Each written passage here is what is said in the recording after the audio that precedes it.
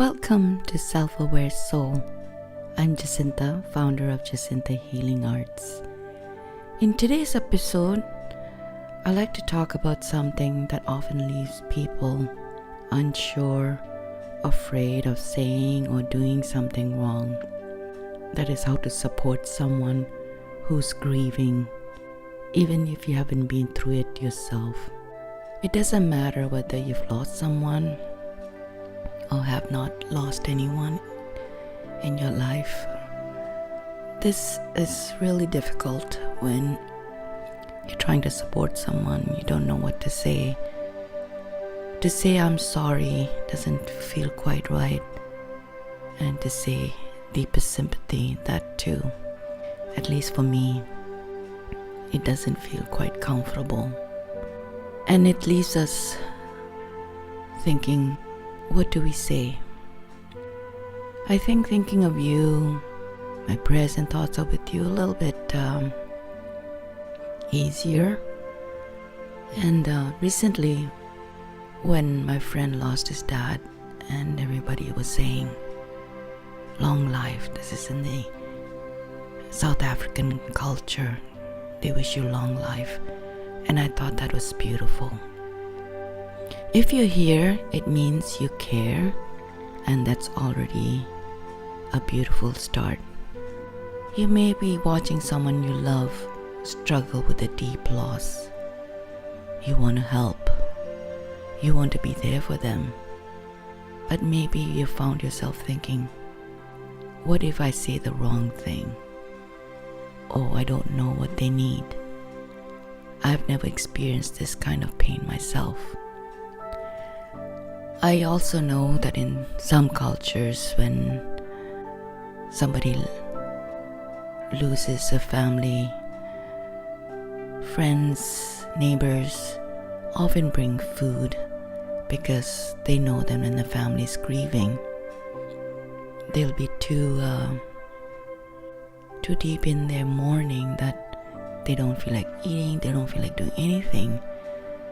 So I guess that's part of the reason why people will prepare food and bring to the family. The truth is, supporting someone who's grieving doesn't require the perfect words. It requires presence, patience, and compassion. I guess showing up is really something that can touch a family. I know it has for me. When my parents passed away, I've seen the people that I've just met show up at the funeral wake, and that really touched me because it left an impression, because here's someone I just met for the first time, and when she heard of the loss, she showed up, and that leaves an impression. So showing up when someone is grieving does really mean a lot. I know it did. It meant a lot to me. Here are some gentle, practical ways to support someone going through grief. Number 1, be there, even in silence. You don't need to fix anything. You don't need to say anything profound. Just being present, whether in person, over the phone, or in a message, can bring more comfort than you realize. Grief can feel incredibly lonely, and knowing someone is simply there can make a world of difference. Sometimes people may reach for phrases like, they're in a better place, or at least they lived a long life. The well-meaning, these words can feel dismissive to someone who's deeply hurting. Because person who's hurting, what they feel is, I just want them here. So it doesn't matter when you say they're not suffering or they're in a better place. Because when we are grieving, we're not thinking of that. We're thinking of how much we don't want the person to leave. Instead, try something simple and sincere like, I'm sorry you're going through this. But even to me, that doesn't quite cut it, I think. I think sometimes just being silent and just a hug or holding their hands and letting them know I'm here for you. These offer space for the person to feel seen, supported without needing to respond. Number 3, offer practical help. In the fog of grief, even the smallest task can feel overwhelming. As I said, a warm meal, a ride, help with errands and childcare. These are all small kindnesses that can feel like big support, rather than asking, do you need anything? Which can be hard to answer. This is one question I often don't know how to answer myself. Try like, I like to bring dinner over tomorrow. Would that be okay? Or, I'm heading to the shop. Can I pick anything up for you? Or if you see there's something they need, just offer to pick that up. Number 4, don't disappear. Often people surround the grieving in the first few days, but then the support fades. Griefs disappear after the funeral. It lingers. Often people surround the grieving in the first few days, but the support often fades. Grief doesn't disappear after the funeral. It lingers. It shifts, resurfaces. Checking in a few days, a few weeks, or even months later with a simple message, thinking of you today, or I'm here if you ever want to talk, can mean so much. I know myself, I'm not really much of a person that chat endlessly on the phone. I make phone calls or calls when it's necessary. However, when one of my co-workers lost her husband, she reached out to me and I talked with her for hours every day during her grief. And I was kind of glad that she felt the comfort of reaching out to me and talking to me, and it was just there.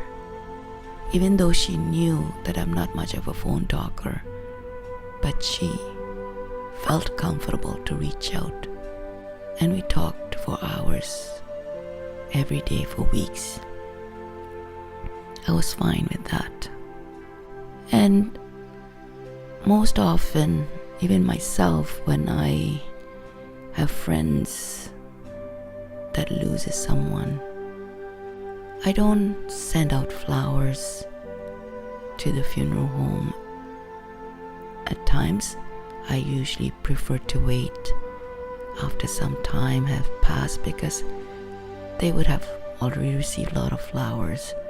So I'll give it a couple weeks or so before sending them flowers.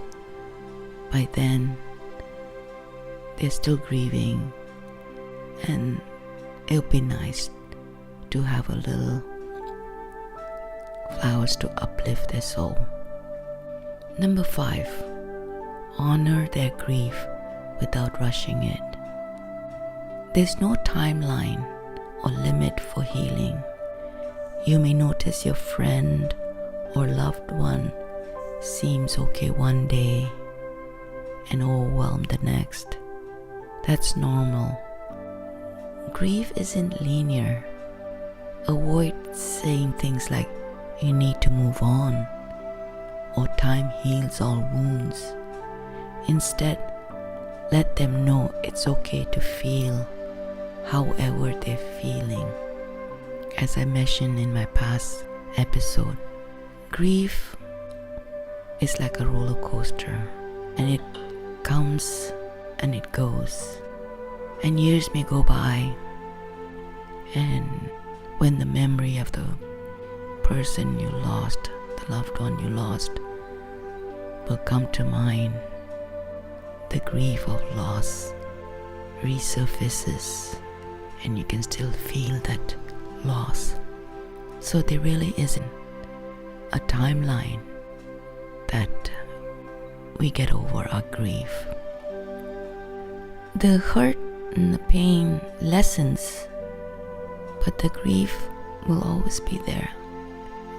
That's my personal opinion. I lost my dad 33 years ago, and I still grieve his loss from time to time. Number 6, invite, but don't pressure. Sometimes offering a change of scenery can be healing. A gentle walk, a quiet cup of tea, or simply sitting together in silence can offer a moment of peace. But if they say no, honor that too. Just the invitation itself can be a reminder that they're not alone, or offer to visit. Number 7, listen more than you speak. When they're ready to talk, let them speak about their loved one. Let them cry. Let them be quiet. Holding space for them without judgment, without needing to steer the conversation, is one of the greatest gifts you can give. I've also noticed that some people don't know how to deal with grief. They just disappear because it's too hard for them. I really don't know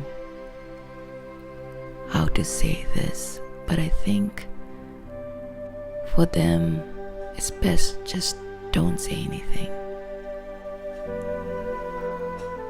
And finally, be gentle with yourself. Supporting someone through grief can bring up emotions of your own, especially if you care deeply. You don't have all the answers because you feel helpless. Just showing up with an open heart matters more than you know. Showing up, being present, shows you care. Your presence and your love, they count. Even if it doesn't feel like enough to you, it can mean everything to someone who's grieving. Thank you for being the kind of person who chooses to show up. We need more of that in the world. If you like more healing support or want to connect, I'm here at Jacinta Healing Arts. And if you found this helpful, please feel free to share it with someone else who might need to hear it. Take care, and as always, keep showing up with kindness, love, and light.